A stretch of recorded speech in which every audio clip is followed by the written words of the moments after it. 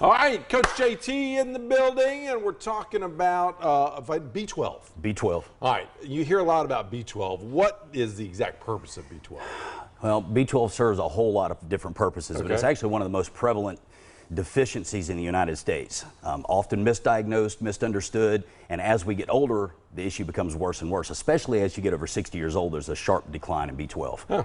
So I want to go over a couple of the signs and symptoms and then the easy fix to fix B12 and the difference between cyanocobalamin and methylcobalamin, which is a pretty big deal. That's a lot of big words. All right, I think we got a full screen, I think, of some of the bullet points here.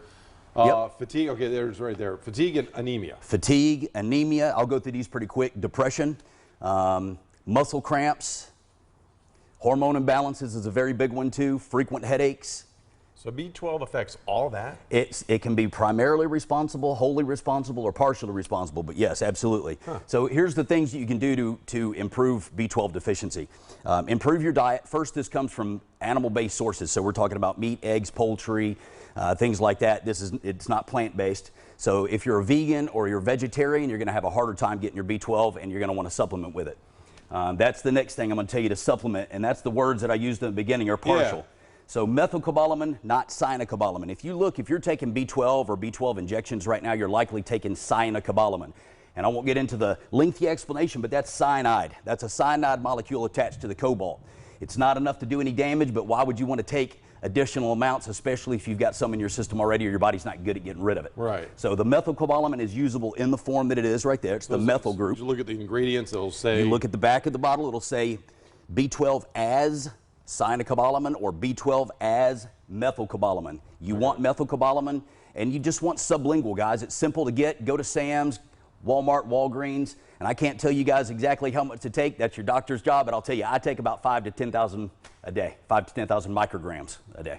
Is that micrograms? Micrograms. Yep. That'll be how that's how it will be listed on the back. Okay. Yep. Okay. It's pretty easy to follow that way. All right. So, so fish is that prevalent? Is this B12 is in all of these naturally. Okay. Right. Well, I got these two areas covered. Right.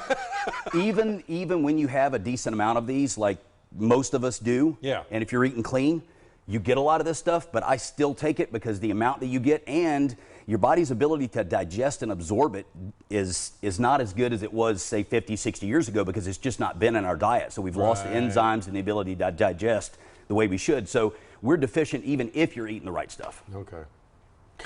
So much. Big words. Yes, methylcobalamin and cyanocobalamin. Remember, CYANA is cyanide, and that's the methyl group. The cobalt or the cobalamin is what you're looking for. So avoid the cyanide. I would.